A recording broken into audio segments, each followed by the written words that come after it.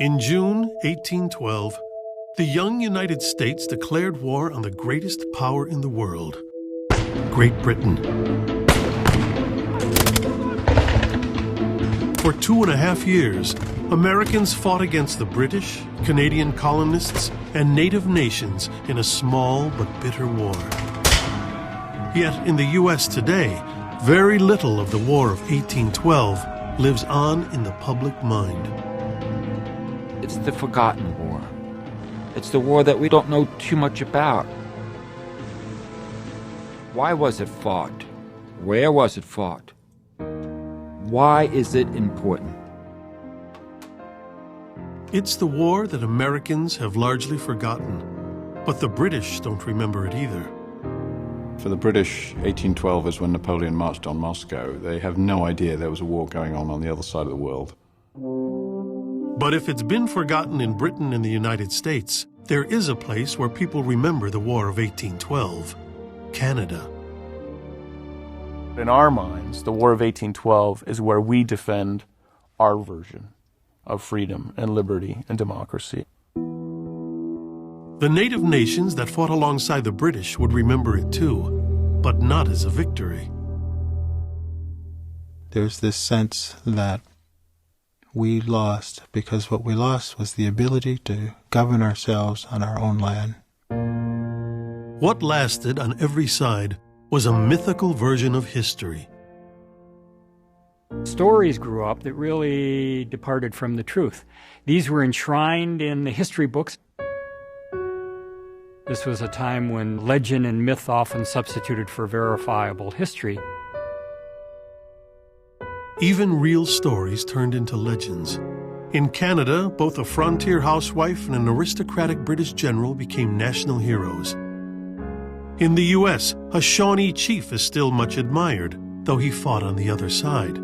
And a war composed largely of American defeats is now remembered for a victory at New Orleans, Old Ironsides, the credo, "Don't give up the ship," and a star-spangled banner fluttering in the dawn.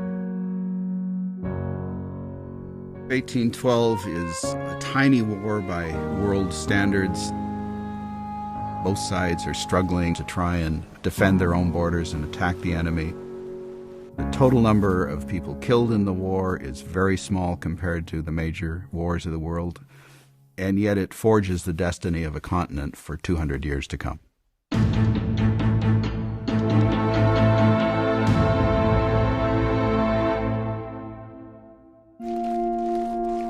The War of 1812 was a paradox of scale. Its armies were small and casualties very few.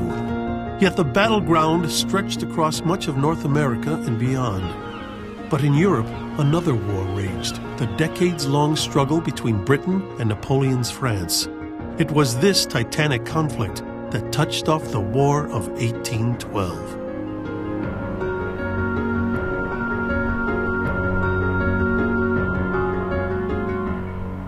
Britain was in a death struggle with Napoleon Bonaparte on the continent of Europe and on the seven seas at the time. It was a world war that was going on. The only way that Britain could really curtail Napoleon's empire building was to cut off supplies from reaching Napoleon's troops. So they were stopping ships on the high seas, and this upset the United States a great deal. If you carry goods for the French, you're on the side of the French. You cannot be neutral.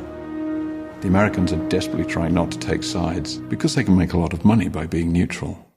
And what they're finding is that neutrality has a cost. That cost could be high. In 1807, Britain began to issue a series of decrees to undermine American trade. All neutral ships trading with France had to stop in Britain first and pay a duty, or else the British would simply regard them as enemy. The enormously powerful Royal Navy seized hundreds of American ships. In fact, the British took more than ships and money. They seized men as well. By 1812, the Royal Navy had been at war for 19 years.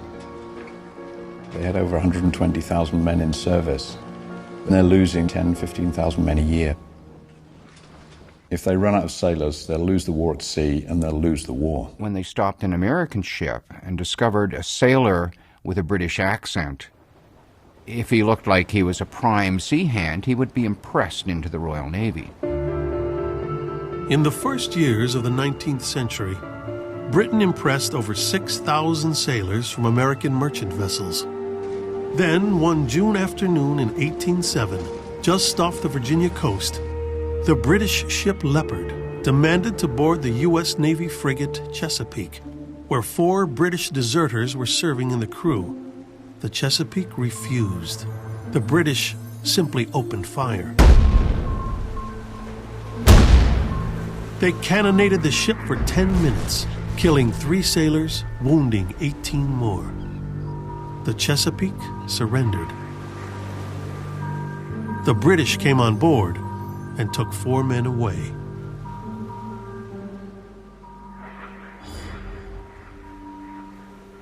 The whole incident led to extremely difficult feelings, as you can imagine, between Great Britain and the United States.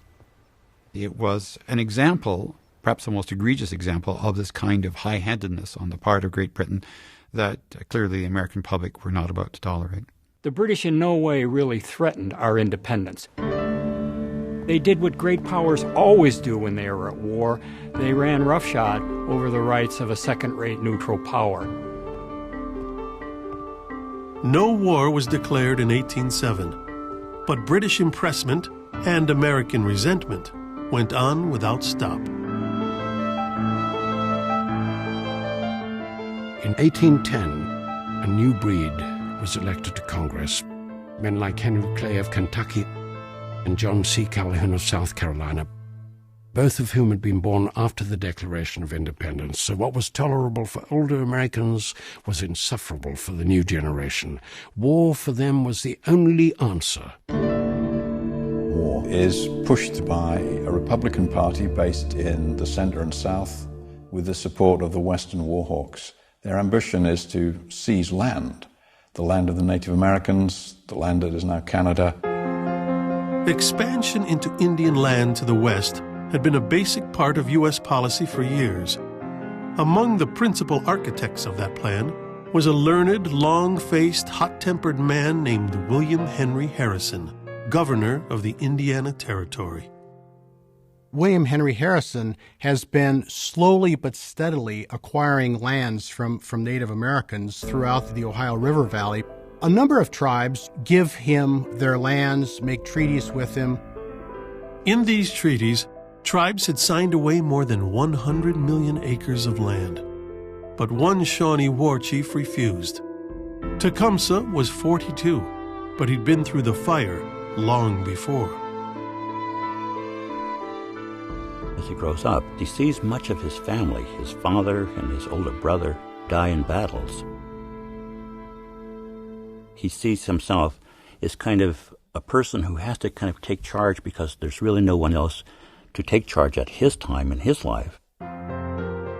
Tecumseh became a fierce warrior, yet it was his compassion that marked him. He refused to make war on women and children. He envisioned a confederation of tribes from the Great Lakes to the Gulf of Mexico, a union of Indian nations. Tecumseh, the great Shawnee leader, was really not so different in his thinking from George Washington.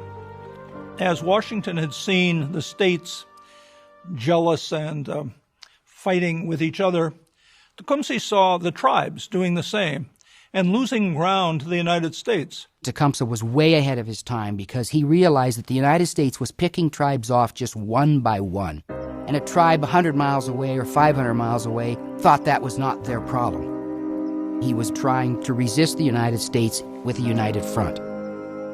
The two protagonists met at Harrison's home in Vincennes in August 1810. The governor wanted to know why Tecumseh refused to accept treaties that others had signed.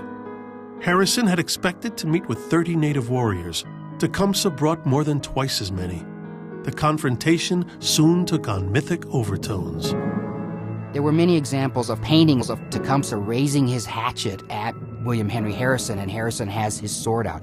These may be apocryphal, but it's a perfect example of the relationship that these two had. Tecumseh goes right at William Henry Harrison, delivers a very bitter speech and denouncing Harrison for being there and denouncing the white settlers.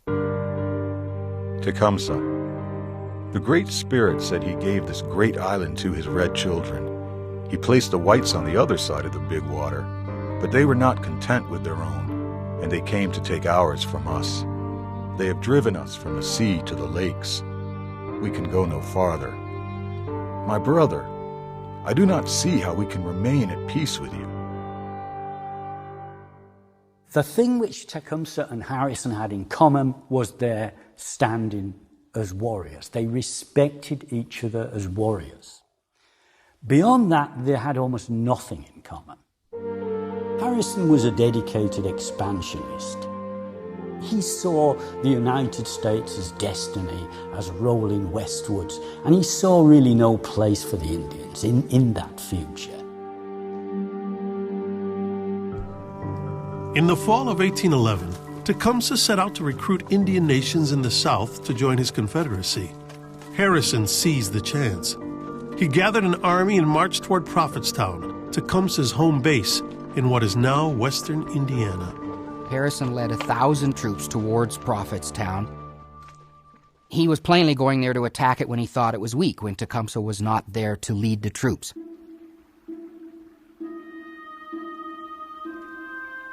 A group of native warriors at Prophetstown decided to strike first. Before dawn, on the morning of November 7th, they moved through an oak thicket toward Harrison's army, camped on the banks of the Tippecanoe River. The attack certainly initially goes extremely well. The American soldiers are thrown into complete chaos. The natives inflict significant casualties.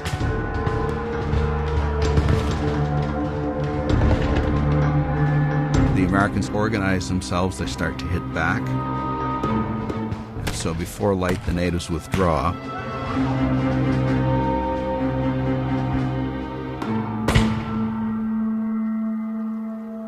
In the real Battle of Tippecanoe, the natives inflicted a good deal of damage. But Harrison's reports to Washington described a decisive victory, a glorious victory, a report that became an American legend. The day after the battle, Harrison's troops burned Prophetstown to the ground. His men dug up Indian graves and scalped and mutilated Indian corpses. In the village, they found British weapons, a discovery that outraged the frontier press. Vengeance, one newspaper demanded. The news angered the war hawks in Washington as well, and made life difficult for President James Madison. Madison was pressured by the war hawks. He was a brilliant legislative mind. As an executive, he foundered to some degree. He was a sensitive man, very small. He could look, one observer said, like a withered little applejawn. His enemies, who called him a pygmy, acknowledged that he was very smart. But he probably wasn't cut out to be what was called then the chief magistrate. He lacked a certain decisiveness. He lacked an instinct for the jugular. Where Madison was an introvert, his wife Dolly was quite the opposite. She was 17 years younger, a fashion plate, politically astute, yet blazingly social. Madison himself was more at home among his books than in human company.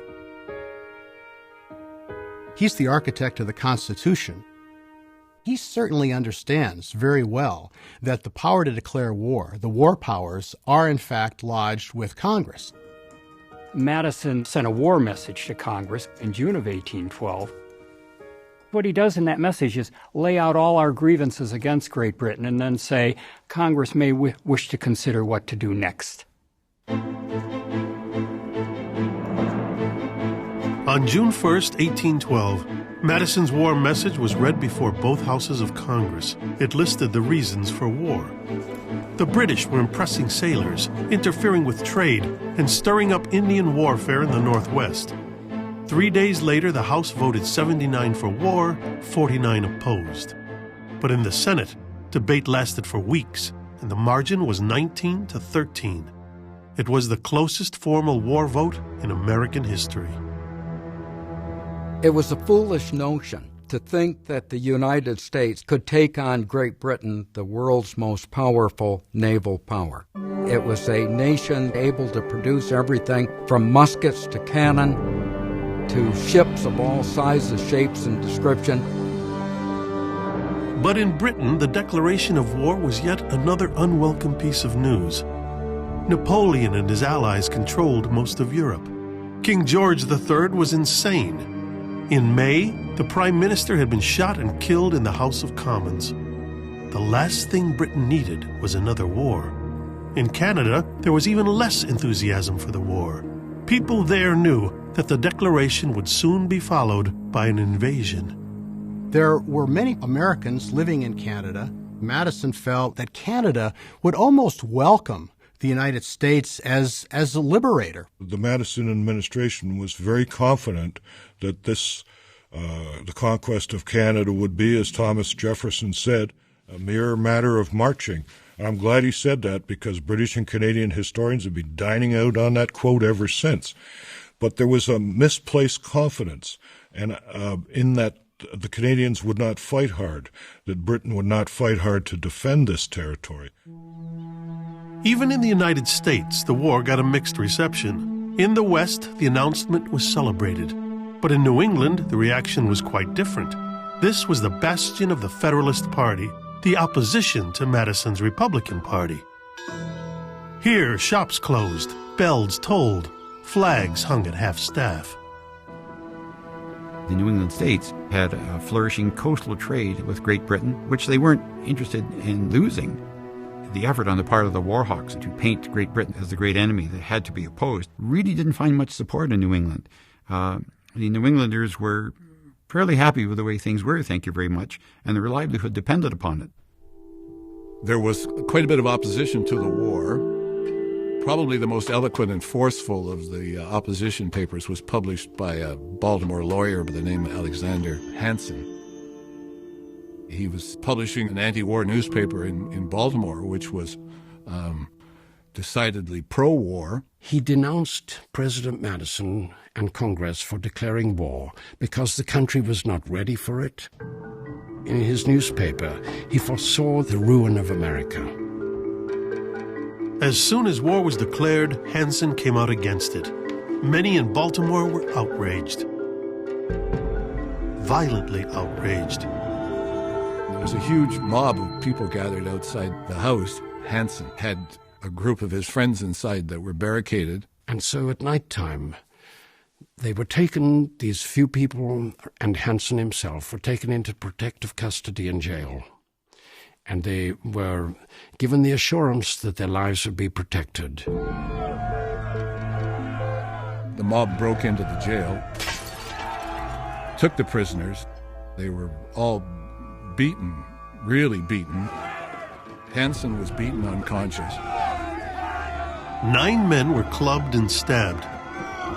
One was tarred and feathered, then set afire. A general in the Maryland militia was stabbed to death. Alexander Hansen was left for dead, but he survived.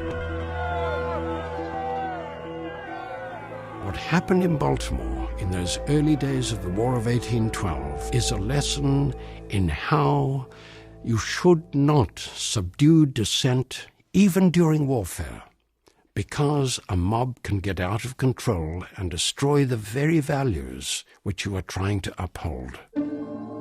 For the United States, this was an inauspicious start to a war that would go on for 2.5 years.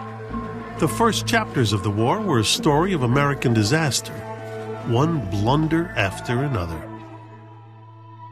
One of the greatest mistakes that the American government makes in declaring the war is the way they go about informing their own army that war has been declared, particularly in the Northwest. They make the mistake of sending word out by the common post, which could take weeks, even months. The British commanders in the Northwest know that war has been declared before the American commanders do. At the western edge of the United States, the American fort on Mackinac Island, commanded by Lieutenant Porter Hanks, controlled the strategic narrows between Lakes Michigan and Huron. One peaceful day in July 1812, a British and Indian force gathered on the heights behind the fort and sent over a messenger. Lieutenant Porter Hanks is completely unaware that war has been declared until, this is oversimplifying to a point, but he wakes up one morning, there's a cannon pointing down the hill and a guy in a red coat knocking on the door saying, we'd like the keys. Lieutenant Hanks surrendered to the British, and minutes later, the Union Jack flew over the fort. A fort of this magnitude has simply fallen without a fight. This is a tremendous blow to American morale, to the strategic situation in the Northwest. In the summer of 1812, James Madison approved a plan that surprised no one. The United States would wage war on Britain by invading Canada. The Americans would invade in 3 places. One army would plow into Canada from Detroit at the western edge of Lake Erie. Another force would cross the border at the Niagara River, just east of Lake Erie, and a third would head directly for Montreal. The U.S. plan at the beginning of the war, it's that they were planning to attack everywhere, it seems. And it was all very disorganized. The U.S. plan ignored some basic truths of the era. There were no real roads. Transportation moved well only on water, and the British held the St. Lawrence. Towns on the distant frontier were out of touch with Washington, and communication between the 3 American armies was non-existent. At the same time, the British, who had very much smaller forces in Canada, the planning was very good, the defense planning. They knew what they wanted to do. And they knew who they wanted to do it. The fate of the Canadian colonies rested in the hands of Governor-General Sir George Prevost, a sensible, practical administrator. His job was to hold on to as much of Canada as he could. He faced a big challenge, large territory, sparse population, and a territory that wasn't all that well fortified. But Prevost had an asset in the brilliant General Isaac Brock, commander in Upper Canada. Brock was Prevost's antithesis.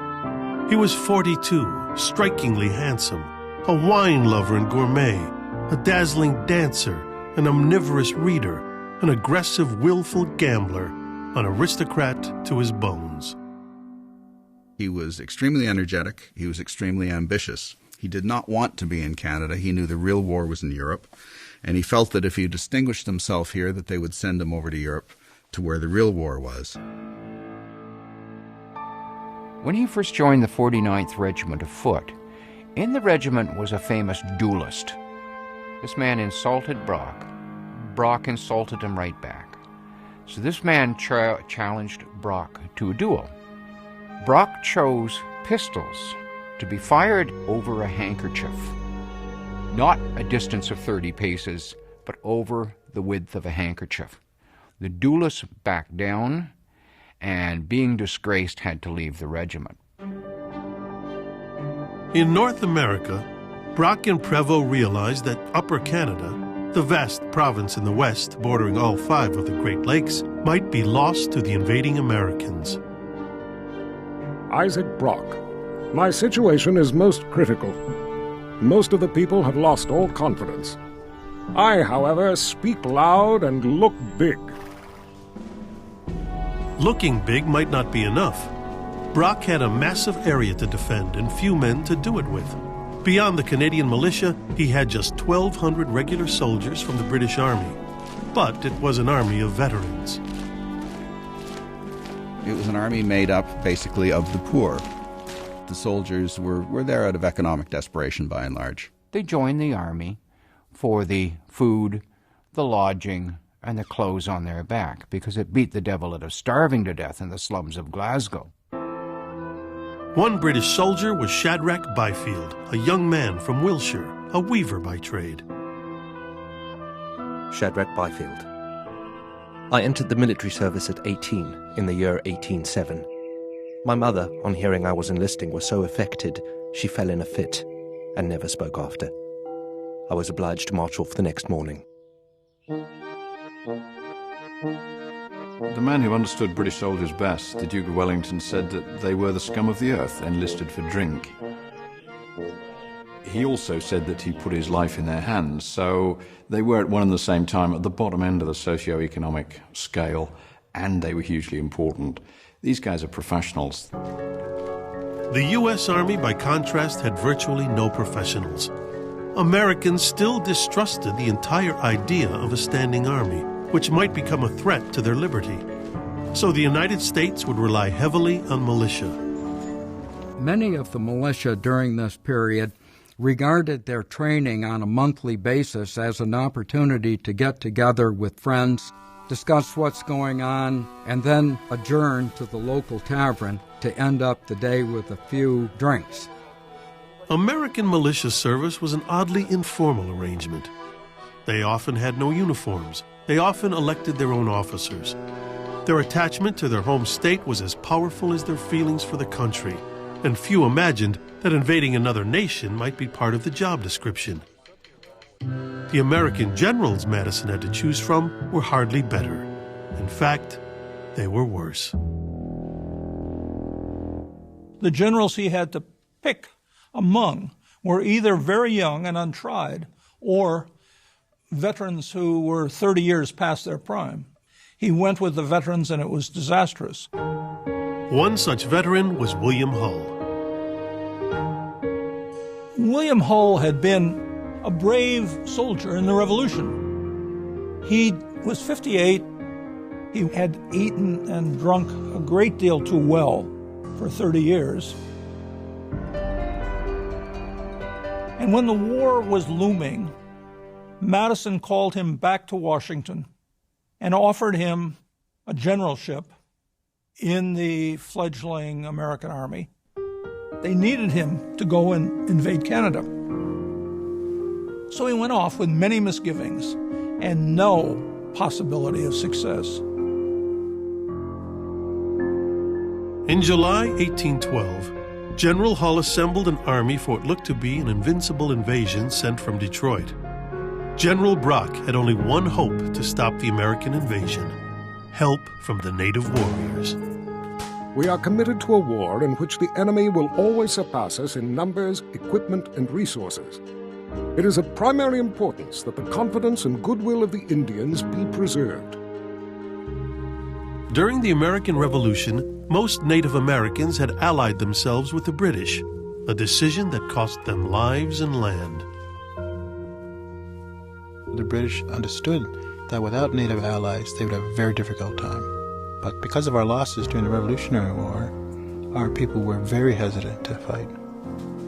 When we put ourselves in the moccasins of these fellows back then, what big decisions ahead? What side to pick?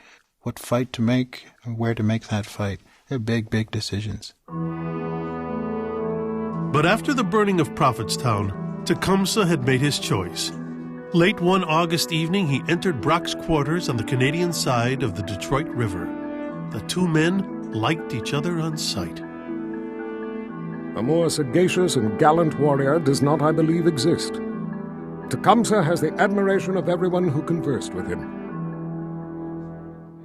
They've both been professional, full-time soldiers, basically, in their culture since they've been teenagers.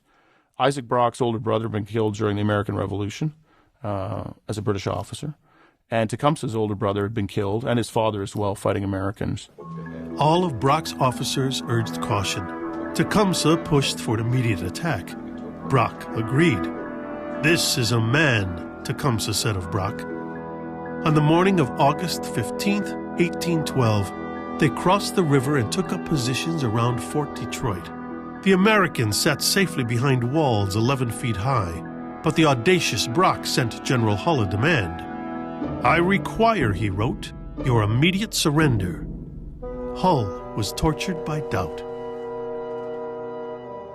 He had an inordinate fear of the Indians.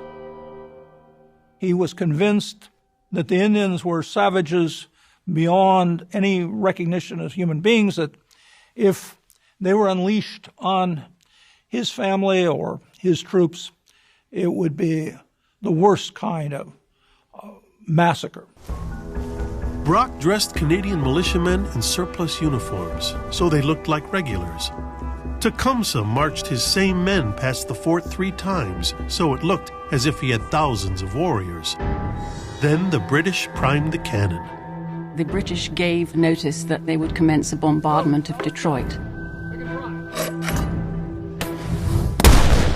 When it began, Lydia Bacon, who was the wife of an American Army officer, was actually in the fort. She was in the hospital quarters with other women preparing bandages for the wounded. The British got the range of the fort so well that a shell came through the next door room and killed 2 officers outright. Lydia Bacon. The cannon began to roar. A 24-pound shot cut 2 officers who were standing in the entry directly in 2. The same ball passed through the wall and took the legs off of 1 man. My feelings were wrought up to a high pitch. But weep I could not, complain I would not. William Hull did not have Lydia Bacon's courage. The American general disintegrated. In the fort, there was Hull slumped on the ground, drinking heavily, smoking, tobacco juice and spittle running down the front of his uniform. His men are so angry, they haven't fired a shot. Hull begged for time. He sent a note to Brock, asking for a 3-day ceasefire. Shadrach Byfield. I was with General Brock at that time, and from what we could hear, the American general inside the fort wanted 3-day cessation, to which our general replied that if they did not yield in 3 hours, he would blow up every one of them. Hull didn't need 3 hours. After a few minutes, he ordered a white tablecloth hung out a window. It was the only time in history that a white flag was raised over an American city before a foreign army. Brock comes, he marches thousands of American troops out, some of them militia he sends home. Hull he takes to Canada, marches him through the streets, and ultimately sends him home. I have done what my conscience directed, Hull wrote. I have saved Detroit from the horrors of an Indian massacre. But Hull had lost an entire army and had dealt a shocking blow to the morale of his own country. And Hull's men are pressed to have him court-martialed. And he is found guilty. And he is sentenced to be shot. Madison reviews Hull's record, decides that he was a hero in the Revolution, and he sustains the sentence, but not the execution. And Hull goes home in disgrace to Massachusetts.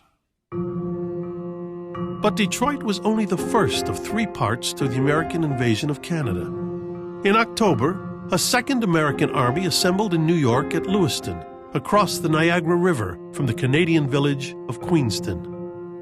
The general that's in command of the region for the American Army is Stephen Van Rensselaer.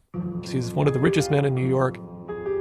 Stephen was a fine fellow, an effective politician, a statesman in New York State, but he had no military experience at all. The British Army, by contrast, was led by Isaac Brock himself. Brock had sailed quickly down Lake Erie to take command of a small army of regulars and irregulars. And at Queenston Heights, Isaac Brock's got black troops following him. He's got poor Canadian farm kids. And he's also got a couple hundred Grand River warriors.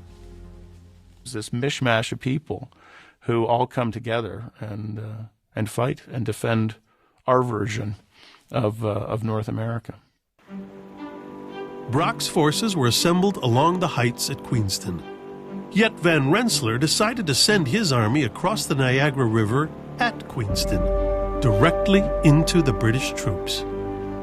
The Americans had thousands of militia, hundreds of regulars that could have crossed the river, but they only arranged for 13 boats to carry them. Now, the Niagara River is a difficult piece of water to get across, and especially in the middle of the night, and especially when it's rowed by men who haven't been across the Niagara River before. At dawn on October 13th, 1812, the Americans began to cross as cannon on both sides roared incessantly.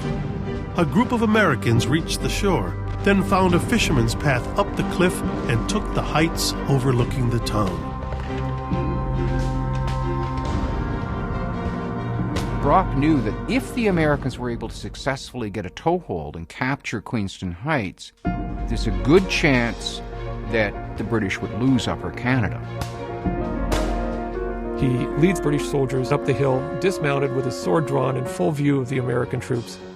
An American soldier at about 20 paces away with a double-shotted musket fired at Brock, hit him in the heart and killed him instantly. The British raised the shout, "Revenge the General!" But the Americans held the high ground, a decisive textbook advantage. But the Grand River Iroquois warriors did not engage in textbook warfare. Our style of warfare, we like to stick close to cover, keep stealthy and gain the advantage on the enemy. Queenston Heights was basically a flanking maneuver on the native part. The native warriors worked their way behind the Americans, then burst out of the woods screaming their war cries. One American remembered, "I thought hell had broken loose and led her dogs of war upon us. I expected every moment to be made a cold Yankee." American militia that are still on the American side of the river can hear the whoops and hollers of the warriors as they're popping in and out of the woods, taking shots and so forth. Once the militia on the American side heard the war cries of our warriors, they refused to fight on Canadian soil. And they refused to cross to the Canadian side and aid the regulars that were being attacked up on the heights. The Americans who had crossed the river were doomed. John Beverly Robinson, a British artilleryman, watched them go. John Beverly Robinson. They had no place to retreat to, and were driven to the brink of the mountain which overhangs the river. Many leaped down the side of the mountain to avoid the horrors which pressed on them, and were dashed in pieces by the fall. Many died. The rest surrendered, giving the British almost 1,000 prisoners and one of the most momentous victories in the history of Canada. But they had lost one very important man. Isaac Brock, once called the savior of Western Canada, was now gone. Brock was one of those rare individuals who has a tremendous amount of charisma, a tremendous amount of organizational talent. This is a tremendous blow to Upper Canada. It's a tremendous blow to the British military in that time period. Yet the British, Canadian, and Native forces had again beaten back an invasion. 2 down, 1 to go. There was a third American army heading for Montreal. This one was commanded by a general named Henry Dearborn. Some of the young American officers coined the phrase Granny Dearborn because he was like their old granny, aging, sickly. He needed his hot water bottle at night for the rheumatism. He was slow to move, conservative in his ideas. In November 1812, Dearborn sent his force of 4,000 north toward Montreal. But in his 2 columns, confusion was so general that the troops fired on each other.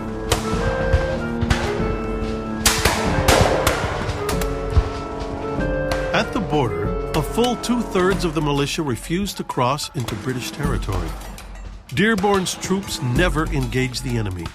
He called off the Third American invasion of Canada. It was an invasion that never happened at all. The first year of the war ended in disaster for the Americans. Every offensive that was undertaken into Canada ended in failure, abysmal failure. The Americans had been hugely overconfident about conquering the Canadian colonies by land. On the other hand, the U.S. never had the slightest illusion about being able to defeat the British at sea.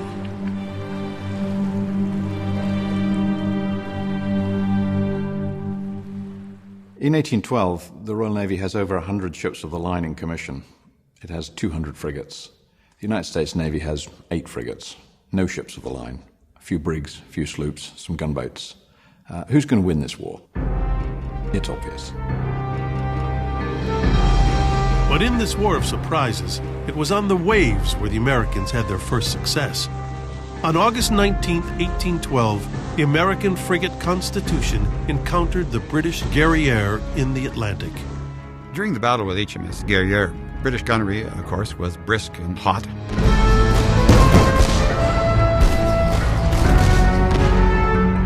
One sailor saw the round shot bounce off the thick bulwarks of Constitution.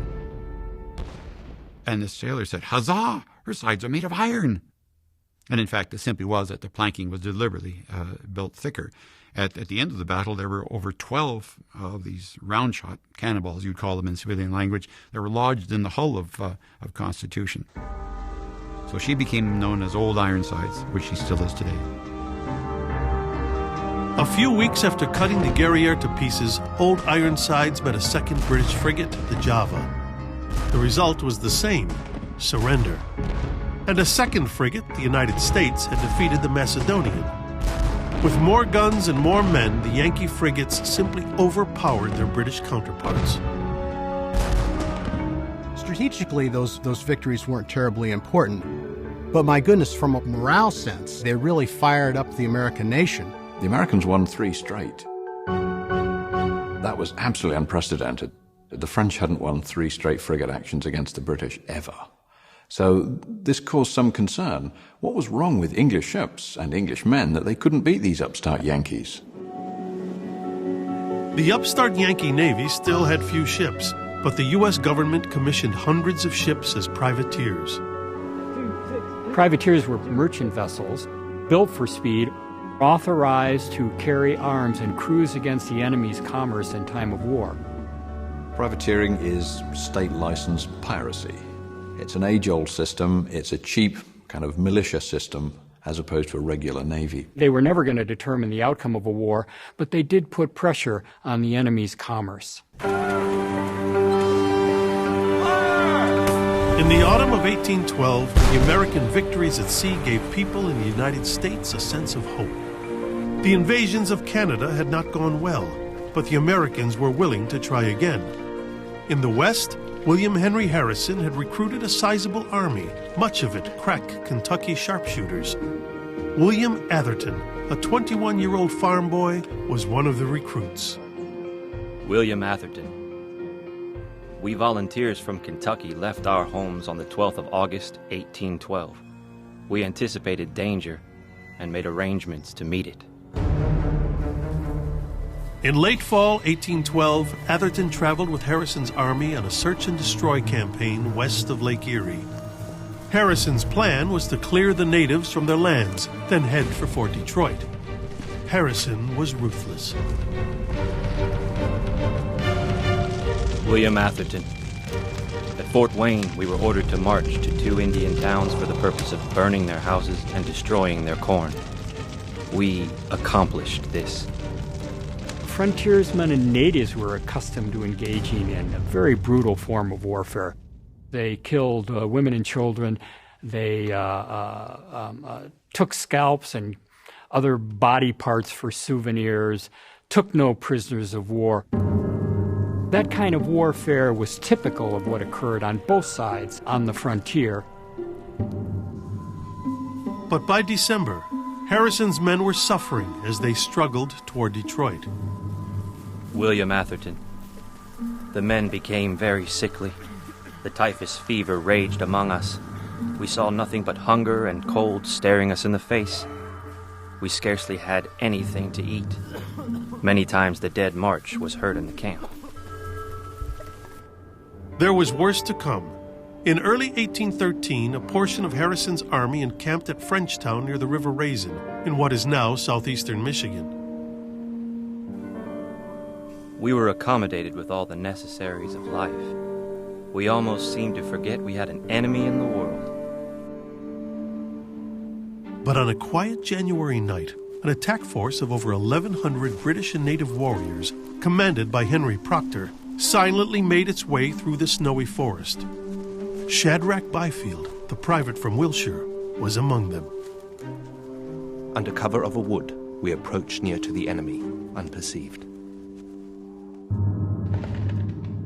William Atherton. I slept soundly until awakened by the startling cry of to arms, and the thundering of cannon, and the more terrific yelling of savages.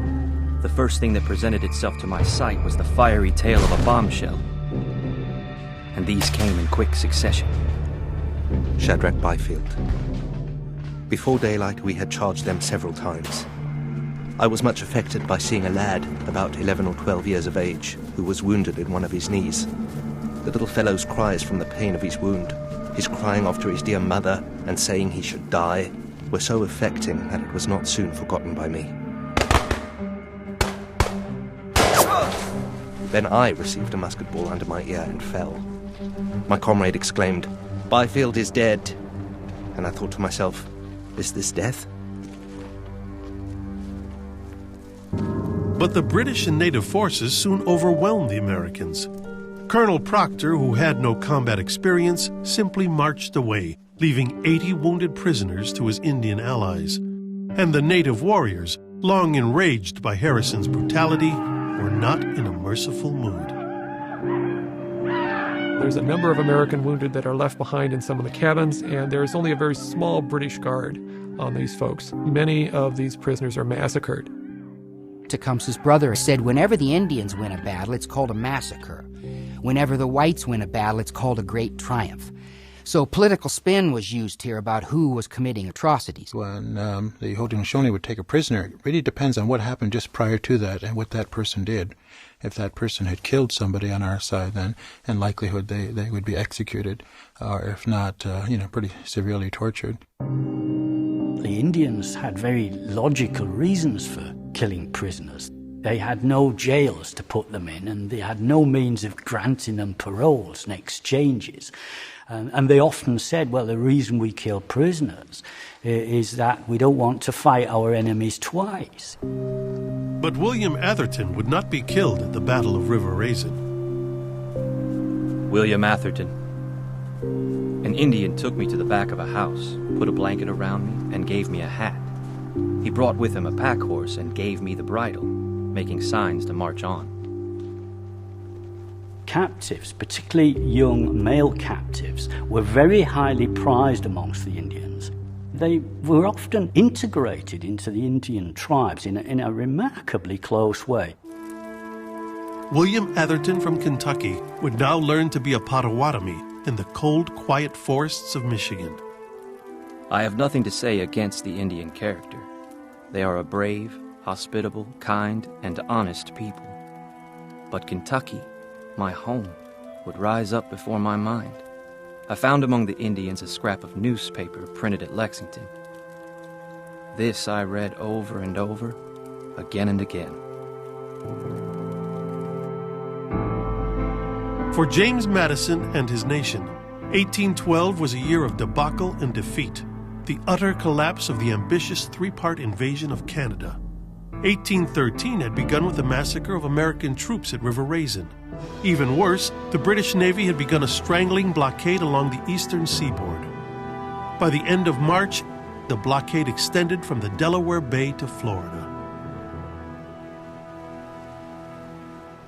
The American economic system just stops. Trade dries up. The British have just closed down American shipping.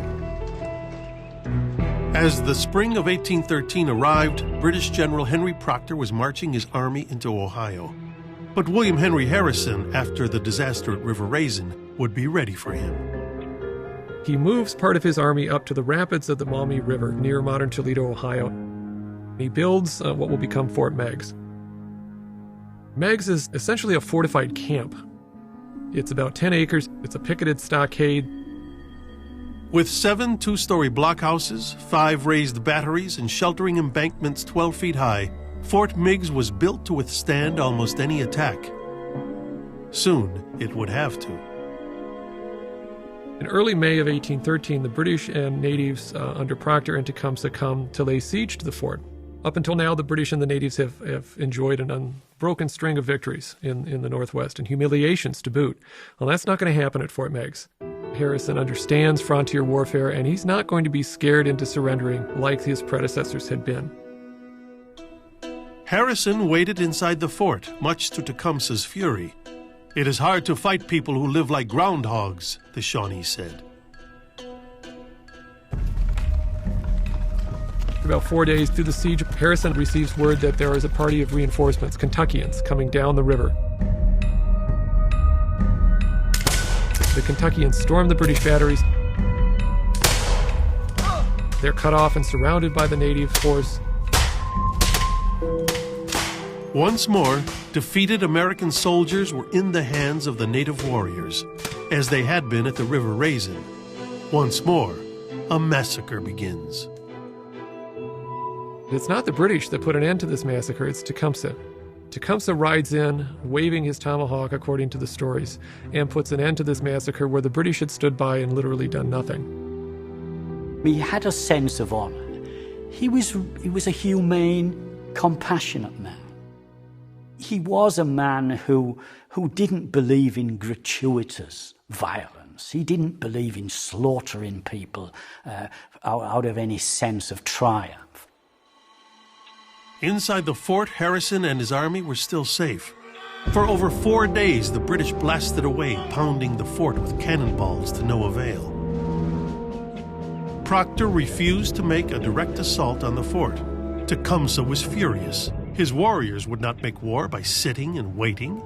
He later said that Proctor was a fat animal that carries its tail on its back, but when affrighted, drops it between its legs and runs off. This is a really good example of the dynamic between Tecumseh and Proctor versus the dynamic between Tecumseh and Brock. In one point, supposedly he says to Proctor, "You are unfit to command. Go and put on petticoats." In the end, Proctor simply departed, leaving the fort in Harrison's hands. For a change, as the British have been turned back, Fort Meigs is the beginning of the end for Tecumseh and for the British in the Northwest. But the American success at Fort Meigs was not repeated along the Niagara border. In the spring of 1813, an American army again crossed the Niagara River. As the Americans camped near Stony Creek, a small British force launched a raid at night. The British had the advantage of surprise. It's pitch black. There's only ambient light from the stars. So when the British charged into the camp, the American units are trying to figure out where is the enemy. 2 American generals got lost and wandered into enemy lines. A 3rd American officer led a valiant cavalry charge, only to find out that the army he was cutting to pieces was his own.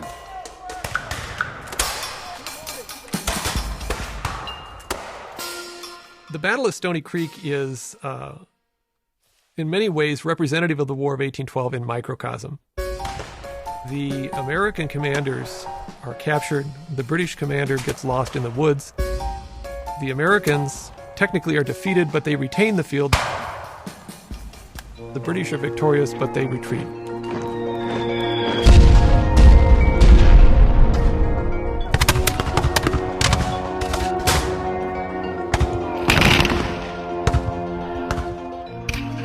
The term the fog of war was coined at that time in the age of muskets because every musket that was fired gave off a cloud of black powder smoke.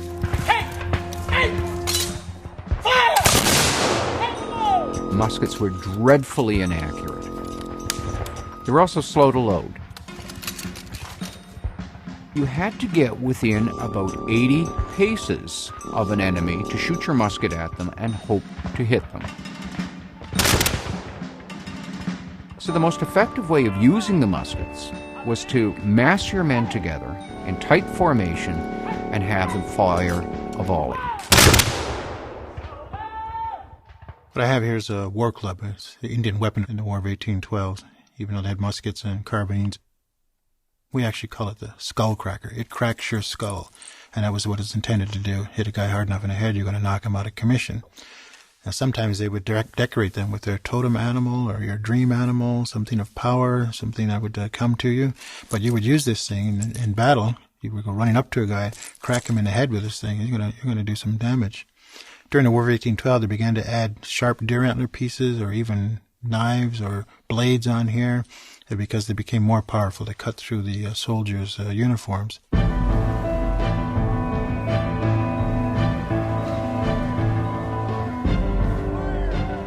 If the war club was the most basic weapon, the most powerful weapon was the cannon. It took a crew of up to 15 men to charge, aim, and fire these hefty and often inaccurate guns. One British captain, Philip Broke of the Shannon, outfitted his ship with gun sights at his own expense. He drilled his crew constantly in gunnery. It paid off in short order in a memorable duel with the American ship, the Chesapeake. The British won the Shannon-Chesapeake action off Boston. The USS Chesapeake, in the space of 11 minutes flat, went from a fighting ship to a complete wreck with a British crew on board. This was the shortest, sharpest, and bloodiest frigate battle in the history of war at sea under sail. But in America, the bloody battle would be remembered for a slogan, the dying words of the American captain, James Lawrence. Before he died, he uttered the words, "Don't give up the ship." And that became a watchword for the United States Navy from then on. The irony is that not long after Lawrence urged his crewmen and his officers, "Don't give up the ship," that's exactly what they did. They had no choice. The British boarded the Chesapeake, and the Americans had to surrender the ship. So in the end, it was given up.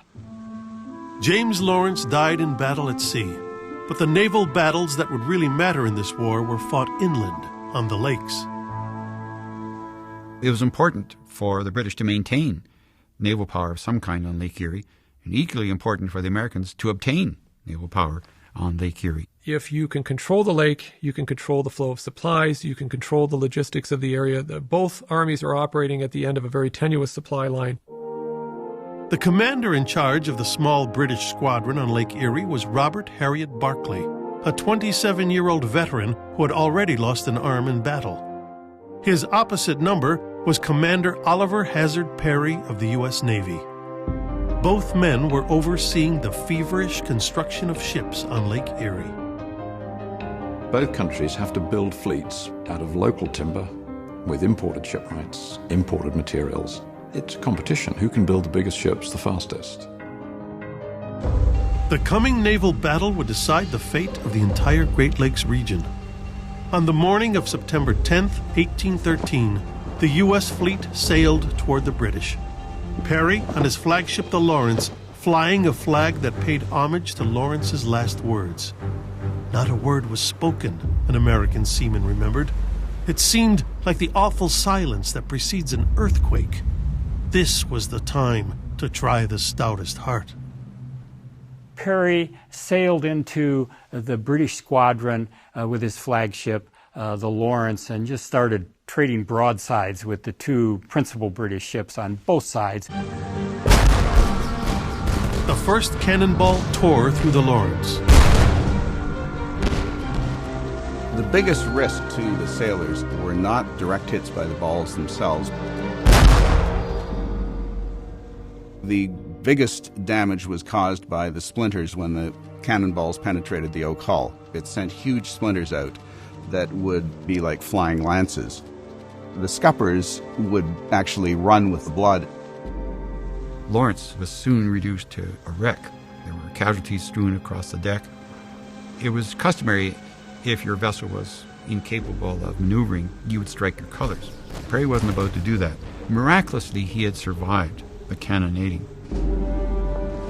He had the ship's longboat brought alongside, and he jumped down into the longboat with shot whizzing around his ears. The famous painting shows him standing in the boat. He probably didn't stand in the boat. But he certainly was under fire. The British realized what he was doing, and they tried to target him. There were cannonballs and round shot and grape shot and canister raining down, but he made it safely to the second ship, the Niagara. He hoisted his colors in the Niagara and pressed on with the attack. After 3 hours, the British gave up their ships. All of them. An entire squadron of the world's most powerful navy had been captured. At the end of the battle, Perry sits down and he writes a very simple note. "We have met the enemy, and they are ours. 2 ships, 2 brigs, 1 schooner, and 1 sloop." Barclay had been wounded in his other arm. And when the officers of both sides who had died were being buried ashore, it was Perry who held Barclay to his side.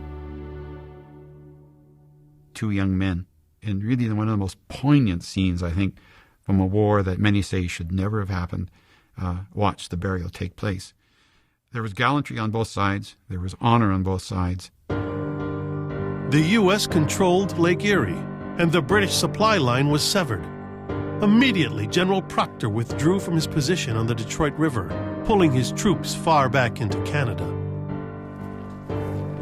The British retreated eastward along the Thames River, Tecumseh urging Procter to stand and fight.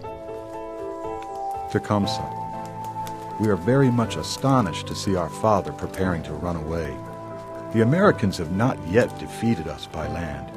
We wish to remain here and fight our enemy. We are determined to defend our lands. We wish to leave our bones upon them. Finally, at a place called Moravian Town, Harrison's advance guard of mounted Kentuckians came up with Procter's retreating force. Procter prepared to make a stand in a swampy, wooded ground along the River Thames. He established two thin lines of defense. Harrison's Kentucky horsemen cut right through them. Shadrach Byfield. After exchanging a few shots, our men gave way. I was retreating when one of our sergeants exclaimed, "For God's sake, help me! Stand and fight!" I stood by him and fired one shot, but the line was broken and the men were retreating. Procter was riding away from the battle.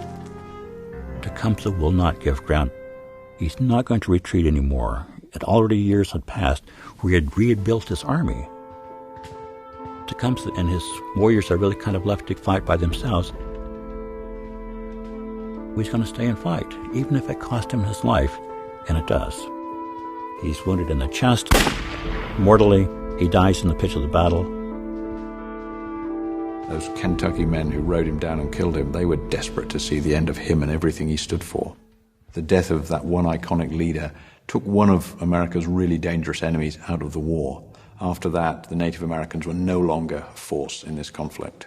Imagine for a minute if we had rallied with Tecumseh, if we had gotten the native nations together, if we drew this thin red line on the border and say, that's it, enough is enough, at that time we would have had the balance of power to change American history. Tecumseh's death marked the end of an era. Never again would Indian nations help decide who had power in North America. Soon, 62 native chiefs signed an armistice, with William Henry Harrison himself. Immediately after the Battle of the Thames, William Henry Harrison started building Tecumseh up into a larger figure, referred to him as the Napoleon of the West. America seems to love dead Indians. Not only is that a historic line, the only good Indians I saw are the dead ones, but in reality, the killing of Tecumseh is one of a series of victories that fuel the American spirit. If you go to Annapolis at the Naval Academy, there's a statue of Tecumseh. Apparently they paint him up every time they go to have final exams or heading off to war, that somehow he's this symbol, this living symbol for the military, even though he was defeated. By that fall, William Atherton was no longer a Potawatomi. After months in the Michigan forests, he told his native family that he wanted to go home. William Atherton. Every eye was fixed upon me. Some seemed astonished and others angry because I would think of leaving after being adopted into the family. But they soon made signs that I could go. But he was still not home free. He had to be handed over to the British and he became their prisoner of war. On both sides, military prison life was a matter of survival, at best. When I was delivered to the British, I was placed in the guardhouse, and during our confinement, we suffered from hunger. I had the floor for a bed and a log for a pillow.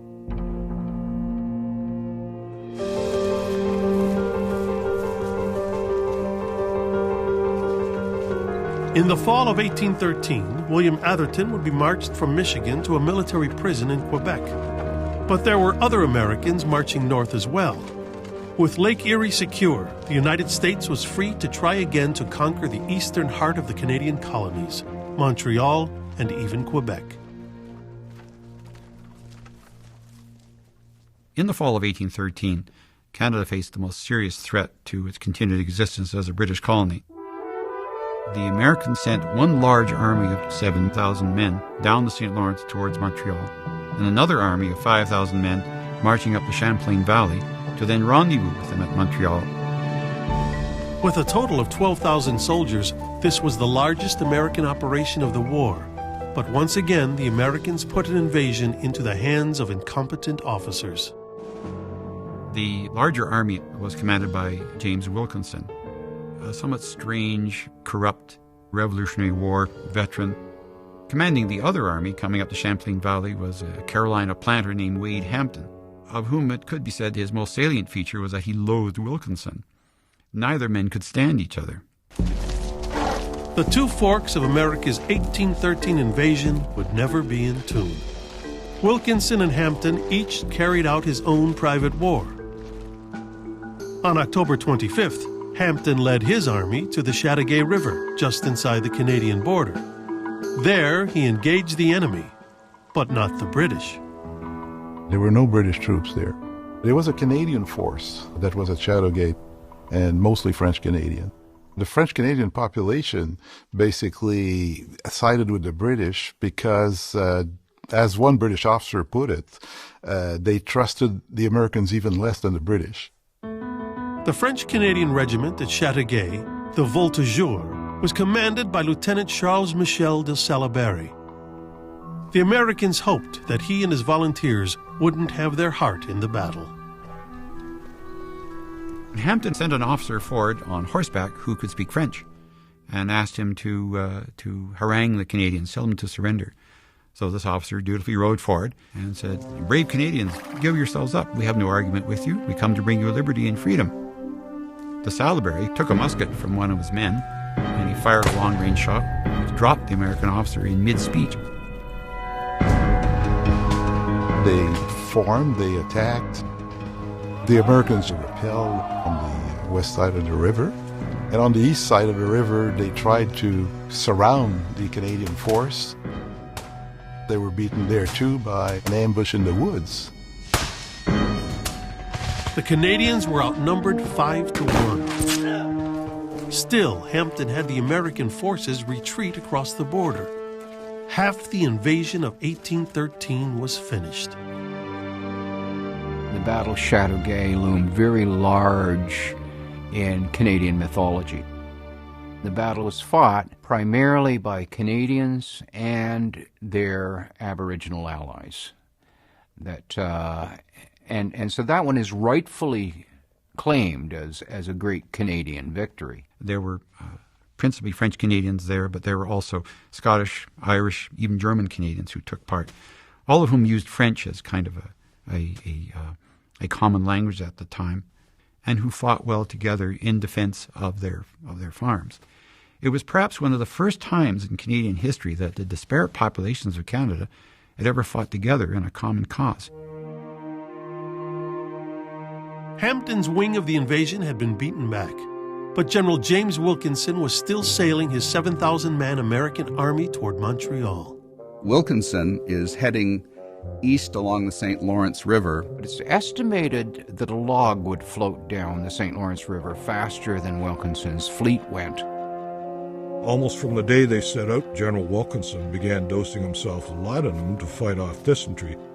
Wilkinson appears, from witnesses, to have miscalculated his dosage. And from time to time, he was wont to break into song and tell funny stories about previous experience when he should maybe have kept his nose to the grindstone. Wilkinson had never commanded even a regiment in battle and expected the worst. In case of misfortune, he decided, the army must surrender. When his forces met up with the British at Chrysler's Farm, Wilkinson stayed behind. His army outnumbers the British 3-1. The vast numerical superiority he enjoys is completely negated by the fact that he doesn't even show up to conduct the battle himself. The Americans attacked through the mud of the fields at Chrysler's Farm and were driven back by volley after volley of accurate gunfire. The Americans were forced to retreat. Wilkinson simply withdraws and abandons the entire attempt. His army hasn't been destroyed, he just doesn't have the stomach to continue. Wade Hampton resigned his commission and returned to South Carolina. James Wilkinson faced a court-martial but was acquitted. In the United States, the invasion of 1813 was forgotten as quickly as possible. In Canada, the militia's role in the battles of Chateauguay and Chrysler's Farm would be remembered forever. Canadians weren't quite sure who they were before the War of 1812. But after the War of 1812, the key populations knew who they weren't, and they weren't American. In Canada, we have the emergence following the war of something known as the militia myth, which would plague the Canadian military right up until the First World War. And this was the idea that the farmer, the clerk, the ordinary individual could be called up, given a weapon, sent to the field, and defeat whomever opposed. Because after all, in the Canadian mind, it was these people who had won the War of 1812. Laura Secord was another ordinary Canadian who came to Britain's aid in the War of 1812. A 37-year-old housewife from Queenston, she became famous for struggling through 20 miles of wilderness alone to warn the British about an impending attack. There's been debate about the usefulness of her trek, but over time she became a legend.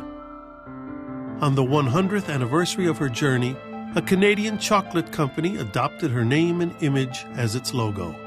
By 1992, she was put on a postage stamp as a true national hero. Modern historians look at her representing the pioneer woman's experience. A lot of courage, a lot of fortitude was necessary for many pioneer women to survive in the Canadas in those days. And I think, in a sense, she has become representative of that collective experience. It's indicative also of the post-war thinking process that both nations have coming out of the war. Both Canada and the United States have this grasping for national heroes.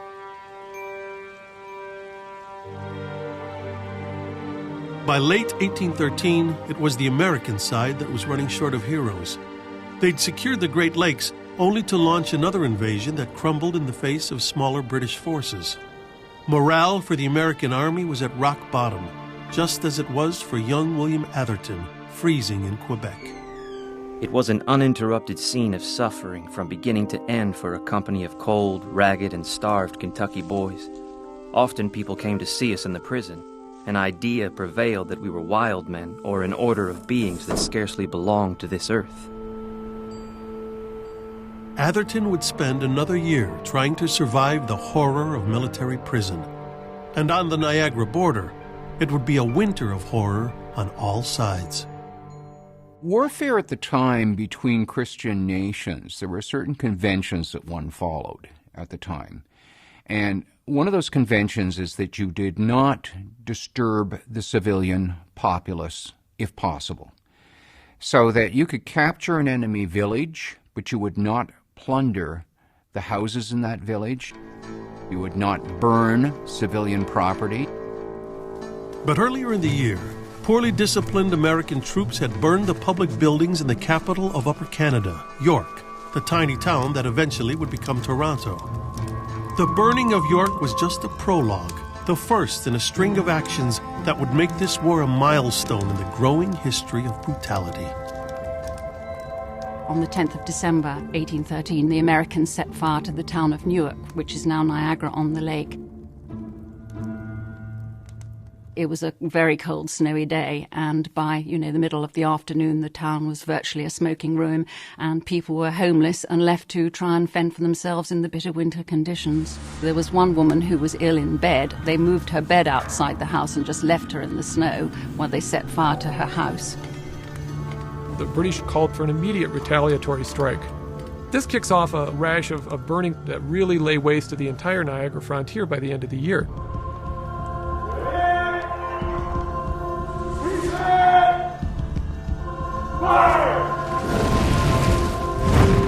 In one day, the British burned 3 towns to the ground.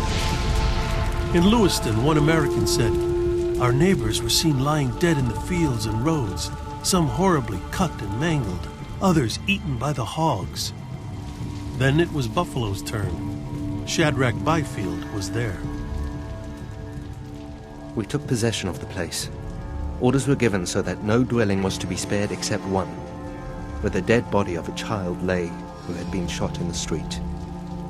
This was in compassion towards the sorrowful mother. The people of Buffalo gathered at the river and watched the smoke rise. burning cinders from their homes sailed toward them, borne on the wind, and the sound of wailing and sobbing too rose on the wind. Fire had bred fire. People are being not only put out of their houses by the burnings, but they're being killed and maimed in some very atrocious ways.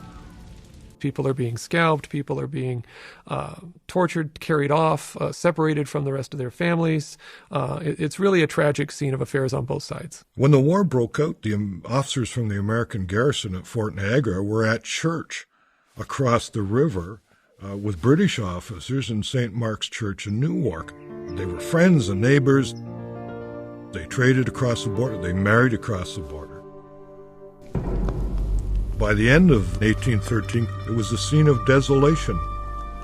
The Canadian and American side of that river were just desolation. By the end of 1813, President James Madison was hoping hard for peace. On December 30th, word arrived that Britain would negotiate, and Madison sent representatives off to Europe. But negotiations would not begin for over 7 months.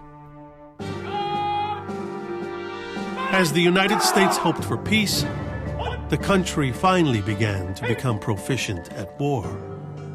This is not the American army that went to war in the fall of 1812. What you have is a new, younger, aggressive breed of American officer.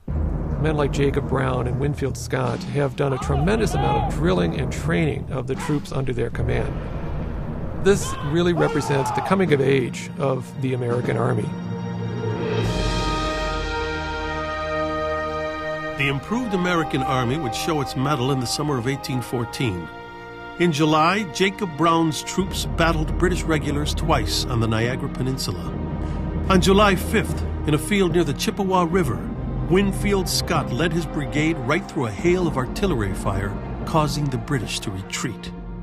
3 weeks later, by a Canadian cemetery within earshot of Niagara Falls, the two armies met again, this time in one of the bloodiest battles of the war, a desperate encounter at Lundy's Lane. It's the worst kind of battle you could want to fight. It's an unplanned meeting engagement with continuous reinforcement on both sides, and highly unusual for the time, it goes on into the night. One American participant called it a conflict obstinate beyond description. They got stuck into each other, and they weren't going to let go.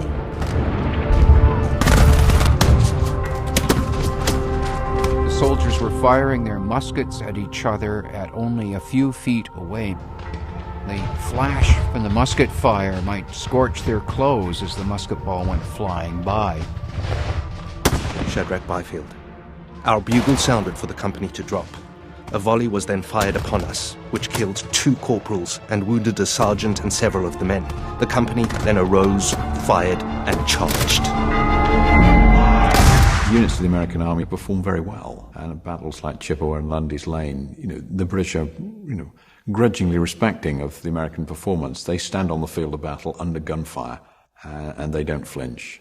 And at this point, the British say, well, these guys have actually learned how to do this. By the end of 5.5 hours of fighting, close to a third of both armies are dead or wounded, or run off in the night.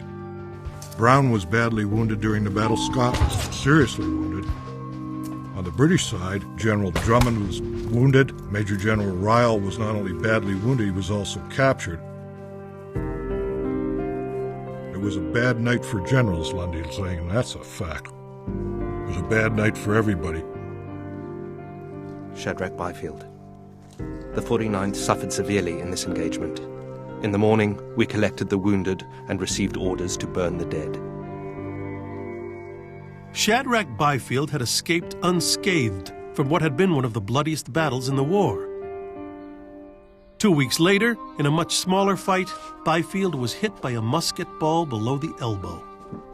There was no ability to repair that kind of damage, so on any limb that was hit, the typical treatment would be to amputate. This is done without anesthetic. The surgeons were quite good at what they were doing, and they were quick. You've got the so-called loblollies that are standing by with the surgeons who are ready to hold you down as he takes off a limb with things that we would normally find at a hardware store. Our doctor informed me that my arm must be taken off. They had men to hold me, but I told them there was no need of that. The operation was painful and tedious. Byfield had his forearm amputated and still had enough presence of mind after the operation was over. The attendant was going to take it out and throw it in a pile of limbs. He said, no, bring that back. I want to give that arm a decent burial, and he did. A few boards were nailed together for a coffin. My hand was put into it and buried on the ramparts. The stump of my arm soon healed, and 3 days after, I was able to play a game of cards for a quart of rum.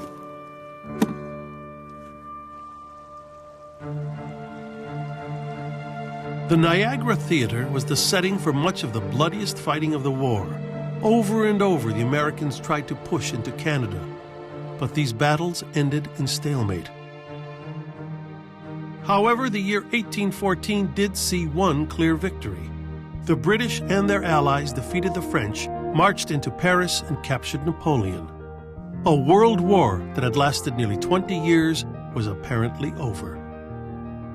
President Madison and his cabinet realized that the troops that were now fighting against Napoleon, upwards of 60,000, could be redirected elsewhere. If the world's largest power turned all their forces against the United States, there could be serious territorial losses.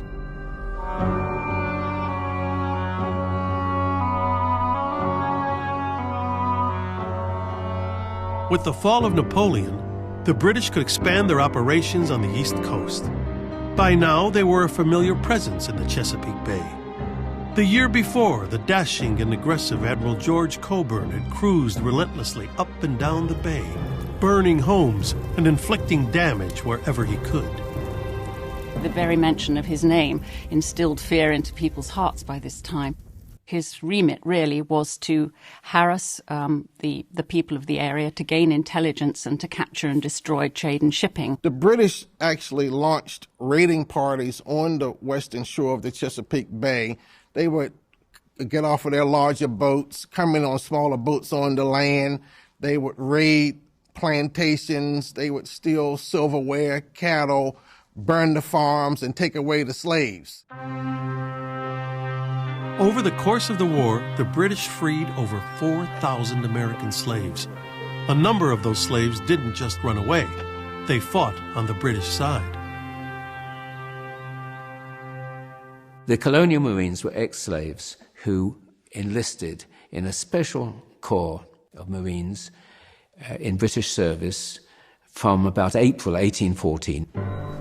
Royal Navy captains were more than happy to help slaves escape. There was a long legacy of slaves trying to find any means necessary to have freedom, and the British offered that. The British really wanted to show that America was really a hypocrite. We had a president of the United States that was holding slaves at the time. The nation's capital, Washington, D.C., was a slave-holding district. George Cockburn, although he was initially very dismissive of the notion of recruiting the refugee slaves, after a few weeks he had nothing but praise for them, and he found that they were very, very determined. They were infinitely more dreaded than any of the British troops. Black men in red coats really gives a powerful edge to this war. It's something that scares the living daylights out of the American South. The idea of large numbers of disciplined, armed black men.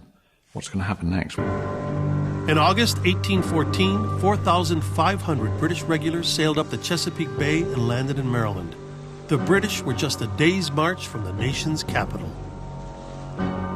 Washington as a capital has really only been in place for far less than 15 years. It's really just dirt streets, mud, a few government buildings. Washington was a swampy, mosquito-infested malarial town of just 8,000 people, full of tree stumps and refuse. Even John Armstrong, the American Secretary of War, called Washington a sheep's meadow. He insisted that it would not be a target for the British. But Admiral Colburn pushed hard for the British to strike against the capital. Within 48 hours, he said, the city of Washington might be possessed without difficulty. And in fact, the capital was virtually undefended. Madison had this obsession with the Northern Theater. This leads to the situation where a British army moves on Washington and the best troops in the United States Army are 1,000 miles away. The British first faced American militia at Bladensburg near the capital. The Americans had the advantage of numbers, but the well-trained British regulars advanced steadily and the militia quickly broke and ran. We made a fine scamper of it, one private said. It was at that battle when we found out that we couldn't keep on depending on militia, when they were routed so severely and opened the path to the destruction of Washington. From that time on, the country understood it needed a professional army and navy. But the American militia were not the only ones running away. The citizens of Washington were hastily gathering up all their movable possessions and leaving the city in all safe directions. Dolly had remained in the president's house with instructions from her husband to be ready to flee at a moment's notice. Dolly Madison. Since sunrise, I have been turning my spyglass in every direction, hoping to discern the approach of my dear husband. But alas, Mr. Madison comes not. 2 messengers covered with dust come to bid me fly. Dolly Madison had been deserted by her honor guard that were supposed to keep her safe. Dolly was a Quaker, although not a fanatical one. She slept with a sword beneath her bed and said that she believed in giving as good as you got. I was so unfeminine as to be free from fear and willing to remain in the White House. If I could have had a cannon from every window. But alas, those who should have placed them there fled before me. 2 hours before the enemy entered the city, I sent out the silver, the velvet curtains, the cabinet papers, and General Washington's picture. One thing she wouldn't give way on was the portrait of George Washington. It was one of the standing portraits mounted in the entrance hall. She knew that to the British, who still considered Washington one of history's great traitors, that portrait would be the greatest trophy of the war. And she was determined that they wouldn't have it. It was actually screwed to the wall. There wasn't time to unscrew it, so she gave the order to break the frame and take the painting out, which was then given to, as she put it, 2 gentlemen of New York for safekeeping. Dolly set off in her coach and made for the country. It was twilight on the 24th of August, 1814, when the red-coated troops were at the city and marching up Pennsylvania Avenue. When they arrived in Washington, they burned the Capitol and then tramped more than a mile down Pennsylvania Avenue before they got into the White House. They found a table laid for 40 because Dolly Madison, the First Lady, had been expecting the military and the cabinet for dinner. So they feasted inelegantly. They toasted the health of their Prince Regent. They even drank to peace with America and down with Madison. And when one of the men found the ceremonial hat belonging to the president, he raised it by the tip of his bayonet. And he said if they could not capture the little president, they would parade his hat in England. They hacked at doors and window frames. They got all the furniture together. That night they burned the White House. That night, people in Washington could read by the light of the fires. From a distance, the President of the United States, riding away, kept stopping to look at the flames coming from his city. Washington was a city in the making before the war. It was still evolving, a work in progress, if you like. And that had all been destroyed. The American press was outraged at the burning, and even London newspapers were shocked. The Cossacks spared Paris, but we spared not the capital of America? Is it certain that this is a legitimate method of warfare? The Americans had torched the public buildings of York, now Toronto, the capital of Canada, and this was just straightforward payback. There was a feeling in Britain in 1814 that America deserved some punishment. America had stabbed Britain in the back while we were fighting Napoleon. And Britain looked on the fight against the French and Napoleon as everybody's battle, not just Britain's battle. We were trying to confront tyranny in Europe. And while we were doing that, here's the United States stabbing us in the back and trying to invade Canada. The British occupied Washington for just one day. Soon, President Madison rode back into his charred, scarred city. This was the darkest hour of his presidency. The capital city was destroyed, and much worse seemed to be coming. The government simply did not have a way of financing the war in the fall of 1814. And one of the byproducts of that was that it defaulted on the national debt. Public credit had collapsed, and I think it's fair to say the U.S. government was on the verge of bankruptcy. "We are bankrupts," wrote one Massachusetts newspaper. "Our goods sitting in warehouses, our ships rotting at the wharves, our commerce dead." People didn't have hard cash in the United States at that time, and people preferred to trade where they could get hard money.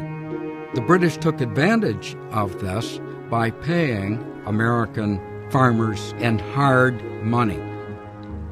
A tremendous amount of American produce and provisions was flowing into Canada and actually feeding the British Army. And prisoners of war as well. William Atherton, locked away in a Quebec prison, tasted New England's opposition to the war. William Atherton. In prison, the British tauntingly told us that we were eating Yankee beef. Most of their supplies came from the States.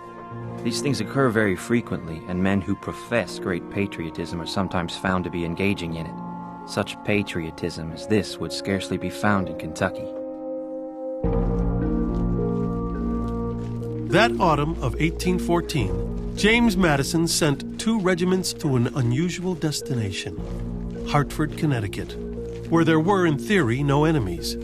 But force might be needed to quash a rebellion against the United States itself. For a group of New England leaders had announced a convention to be held in Hartford in the fall, and the New Englanders were bitter about the war.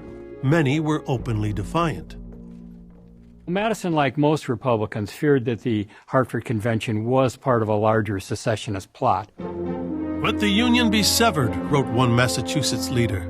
The United States seemed to be on the eve of destruction from within and without. America's badly beaten, the capital city's been torched. The British have won the war. It's just a question of what terms they're prepared to accept.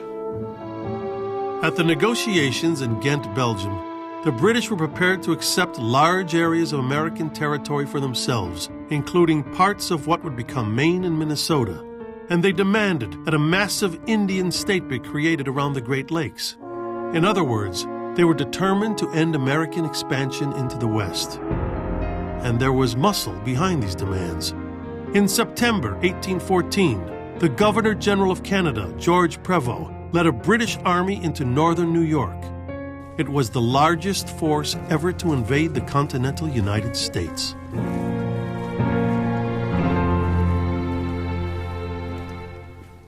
This is going to be a killing stroke if it's carried out effectively against a relatively small American garrison. The English can win a decisive battle here and force the Americans to concede terms. Prevost planned to attack and occupy the American forts at Plattsburgh. To keep his troops supplied there, he needed to control Lake Champlain as well. What stood in his way was a small American squadron on the lake, commanded by a young officer named Thomas McDonough. McDonough chooses to anchor the American flagship Saratoga and fight from an anchorage in Plattsburgh Bay. He was going to simply turn his ships into floating gun platforms. The idea was that since there was overwhelming force coming by land, and possibly an equal-sized force to McDonough's own fleet coming by sea, he was going to back himself into a corner and fight like a badger and not come out until he won. On September 11th, the British fleet sailed up to engage McDonough's ships. The British have to sail up the lake against the wind. They struggle into the bay, begin to exchange some fire. These ships are relatively lightly built. They carry heavy guns. In any kind of firefight, they'll be knocked to pieces, and the guns on one side will be taken out of battle. MacDonough is ready for this. When his ships are so badly battered they can't fight, he simply hauls on the cables, turns the ship round, and presents a fresh broadside to an enemy who is already badly beaten up. The English commander cannot do this. He's only anchored one way. He can't turn his ships around, so he's going to lose. After almost 3 hours of fighting, the British struck their colors. Any chance for their control of the lake was gone. With a single naval battle, the largest invasion of the continental United States had been brought to an abrupt halt. Prevost calls off the attack and orders the division to move back to Canada to destroy the excess stores, and off they go. And everybody, from the soldiers, the NCOs, the junior officers, senior officers, could not understand why he did that. He had to operate a defensive campaign up till that time. And when the Navy was defeated on Lake Champlain, in his opinion, it was no point in risking British lives by taking Plattsburgh, which he could well have done. So he withdrew the army for the protection of Canada in the future. Prevost is a tragic figure, a sad figure. The man is told to hold the line, and he does that. He followed orders. That finished his military career. When he got back to Montreal, a cabal of disgruntled officers began a letter-writing campaign back to London, basically criticizing Prevost for his command, his conduct on the Plattsburgh campaign, and that leads to his being sent back to England in disgrace.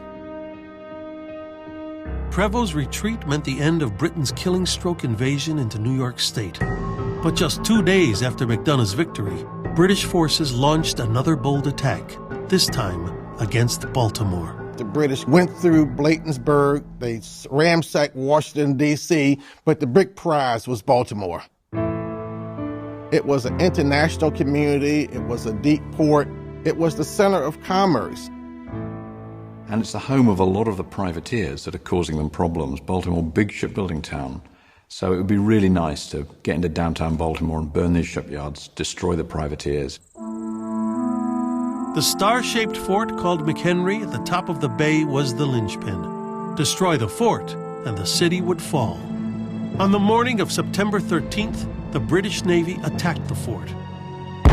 Bombs began bursting in air.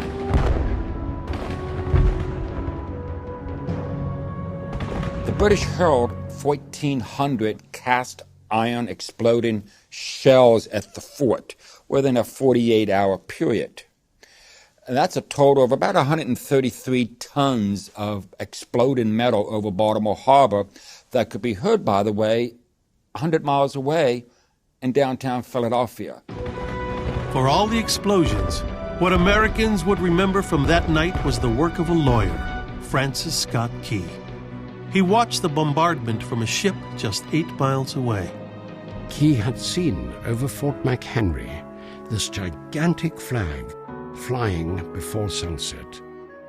And throughout the night he paced the deck of his ship in the darkness, hoping the explosions would continue, because if there was silence, it might mean the fort had capitulated. As the morning mist clears, as he says in his hymn, he saw the American flag. And he had never looked with such reverence upon the symbol of his country. He took a letter out of his pocket. On the back of it, jotted down thoughts, words, phrases, anything that tumbled through his mind while the intensity of the moment lasted. That poem was crafted and polished, and it was set to an old English drinking song called To an Anacreon in Heaven. Within a week after the battle for Baltimore, the song is published. It is 4 stanzas long. Within a month, every newspaper in the United States has published it. The Star-Spangled Banner didn't become America's national anthem for 116 years. But the Battle of Fort McHenry had an immediate effect. The fort did not fall, and the British withdrew. The results from Plattsburgh and Baltimore changed the emotional and political climate, even in New England. The Hartford Convention did meet in 3 weeks of secret sessions. Its report denounced the war, but the word secession was not used. The 2 American victories also changed the tone at another meeting, the peace negotiations in Belgium. Britain's demand for an Indian state no longer had the force of victory behind it. England tried to demand that America leave an Indian buffer zone between American settlements and Canada. The United States rejected this vigorously. They said this is a property right we possess. The treaties that resolved both the Revolutionary War and the War of 1812 in many ways ignored us as primary participants. We're not nations in the final resolution of the peace, but they are still talking about us. They're the ones deciding our rights. And then when the war is over, they divide up our land.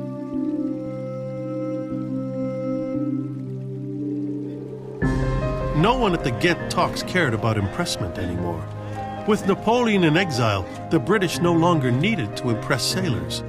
The key question now was, where should the borders be drawn? Negotiations dragged on into December, while a massive British fleet headed for New Orleans.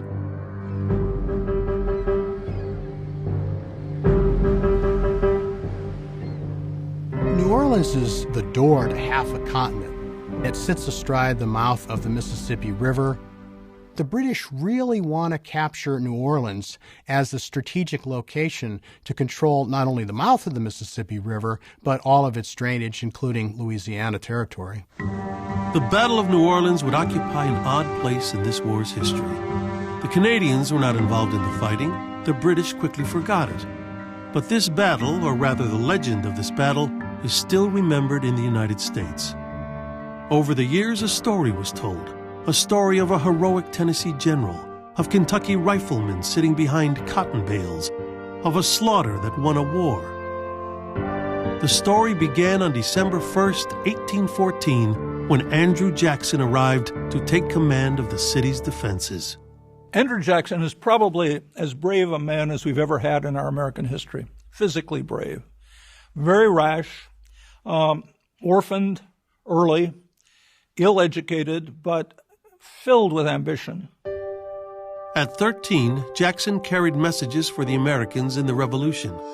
His mother and his 2 brothers died during that war. He was captured by the British and put in prison. There, an officer struck him with a sword for refusing to clean the officer's boots. Ever after, he harbored a great hatred for the British. And he hated. He had a real capacity for hatred. He was not a reflective man.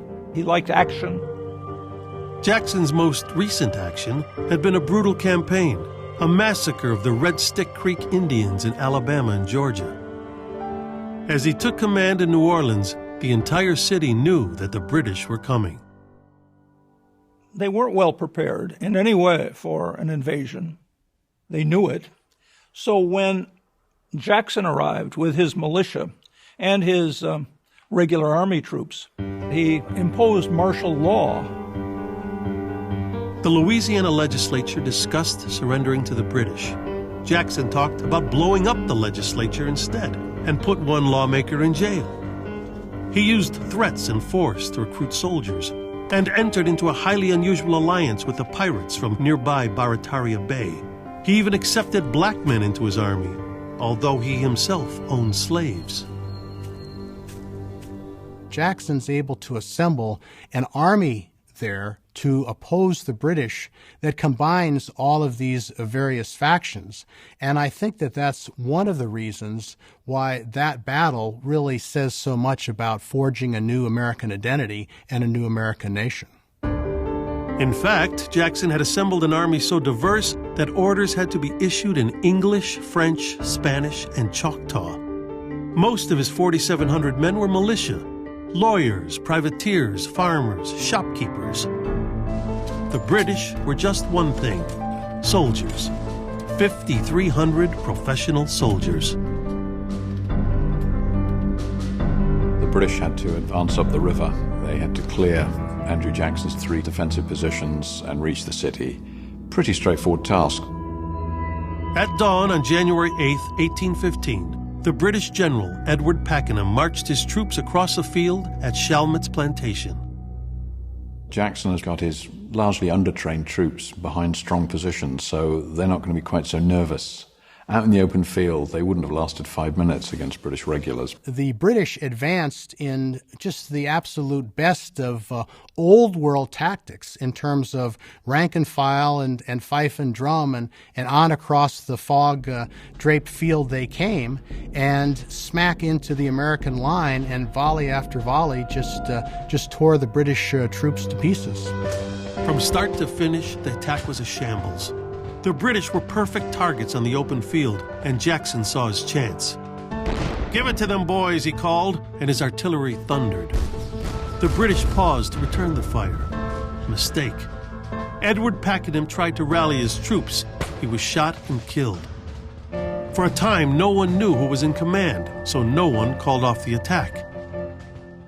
The battle was brief and stunningly one-sided. The Americans had only 70 casualties. The British over 2,000, all in less than 25 minutes.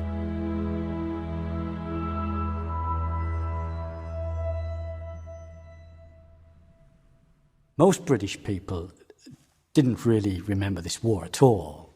And in 1959, there was a surprising ballad, The Battle of New Orleans, which took most British by surprise. It was by Johnny Horton, a country western star, or at least I think it was. It went something like this. In 1814, we took a little trip down by New Orleans and the mighty Mississippi. We took a little bacon and we took a little beans, and we fought the blooming British at the Battle of New Orleans. Nearly a month later, in early February, the news reached Washington and the town went wild. Glorious news, a newspaper shouted. 9 days after the news came from New Orleans, a ship finally reached the western side of the Atlantic. Peace. A treaty had been signed at Ghent on Christmas Eve 1814, 2 weeks before the Battle of New Orleans.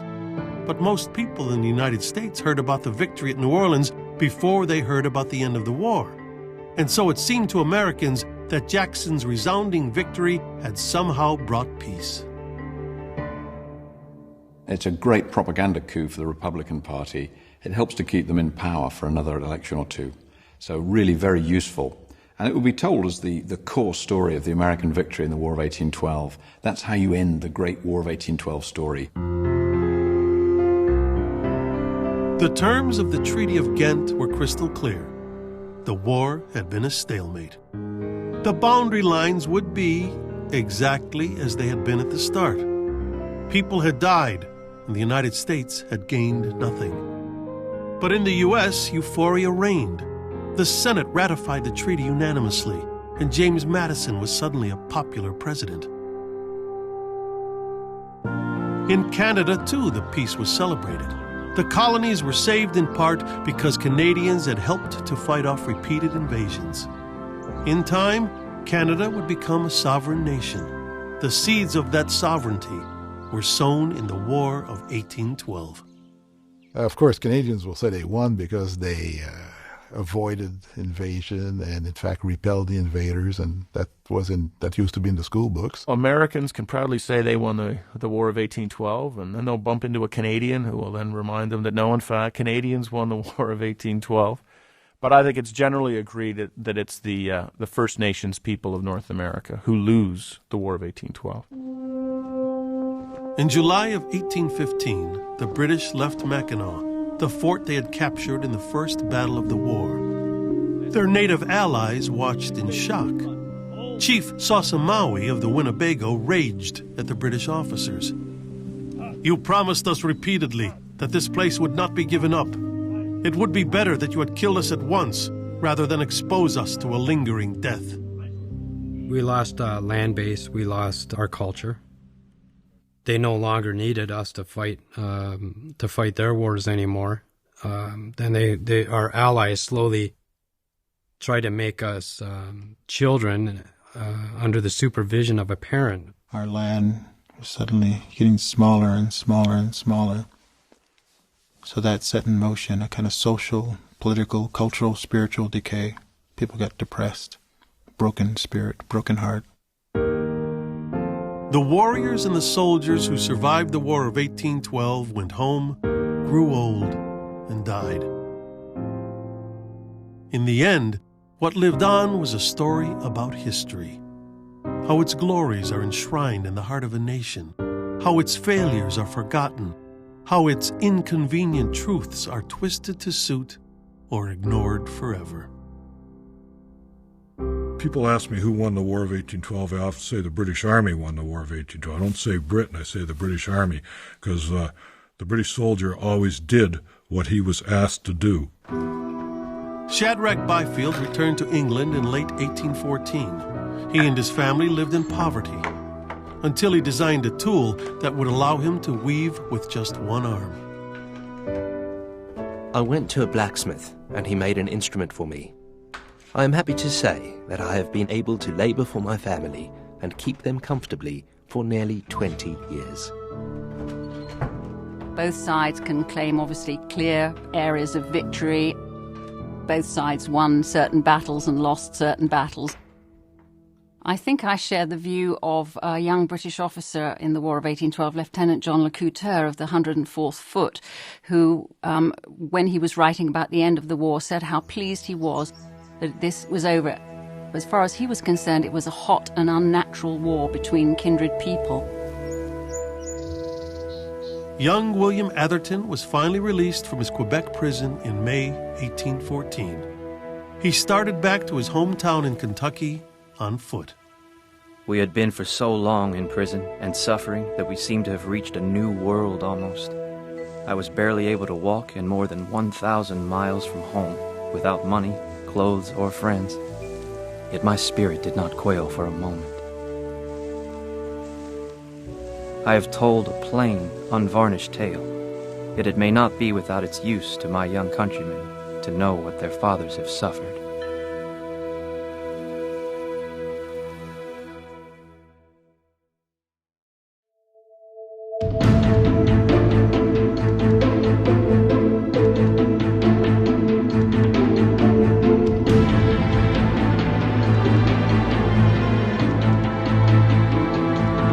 To find out more about the War of 1812 and other PBS programs, visit pbs.org.